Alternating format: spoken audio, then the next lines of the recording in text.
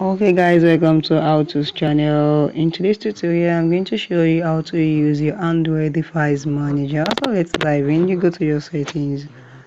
Go to your settings. Let's search for our settings here. Okay, this is it. Click on your settings, then you scroll down here to your security. Click on your security, and this is it. These are your Android device manager. This is your device manager. What are things that you can opt for secure your phone, for secure your devices? So you can use Google Play Protect. Let's click on Google Play Protect and see what it's all about. You can see your device is at risk. That means one app is not good for our device, so you can just click on uninstall towards to protect your files. Your Android device manager is just about how to protect your device, which is your phone. So this is it.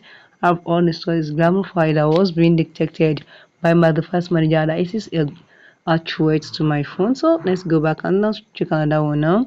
And this is it here. The second one for Android device manager here, it's find my device. And let's find my device. If we click on this find my device, it is very essential, and which I have taught you how to use find my device in one of our videos. So guys, if you don't know how to do that, you can cross check on our videos and see find my device, how to use it is there guys.